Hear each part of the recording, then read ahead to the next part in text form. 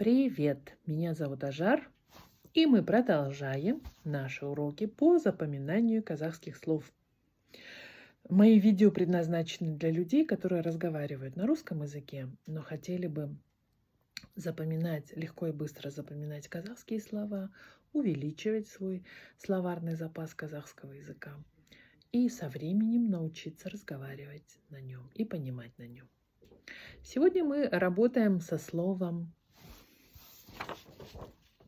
көз. Көз. Обратите внимание, что вот эта буква О, она вот с такой черточкой, и она звучит тонко. Не О, не кос, а көз, көз. Это слово означает глаз, глаз. Вот, глаз. Мы сейчас не будем вдаваться в множественные числа. Наша задача сейчас набирать лексикон, то есть набирать количество слов, которые вы полностью запомнили. Потом, когда у вас уже сформируется какой-то определенный большой лексикон, тогда уже вы сможете перейти к множественным числам, как их образовывать, какие там есть тонкости и так далее. Сейчас мы просто нарабатываем количество слов, которые вы запомнили. Көз, глаз. Теперь мы берем это слово и подставляем в русские предложения вместо слова глаз. Например, зрение у моих көз сейчас испортилось и стало дальнозорким. Я пошла и помыла свои көз.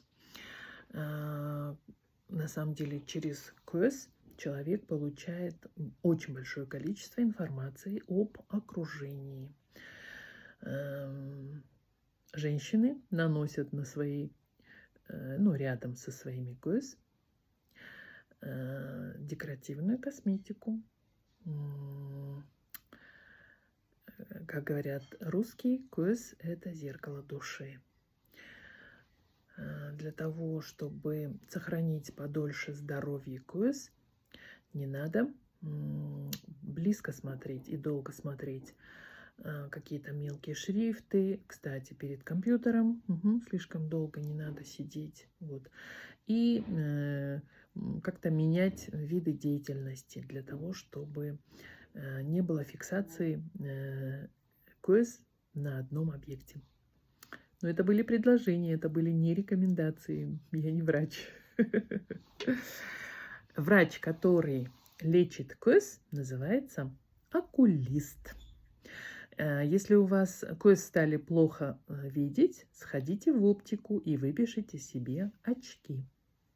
Вот таким образом составляйте много предложений, достаточно количество предложений для того, чтобы полностью запомнить, понять, прояснить это слово, таким образом, чтобы вы его никогда больше не забывали.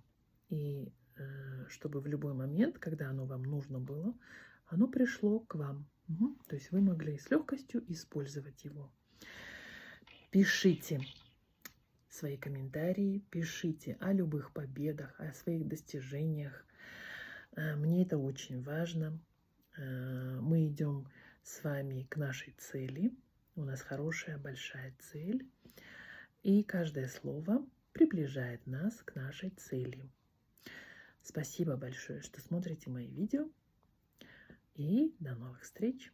Пока.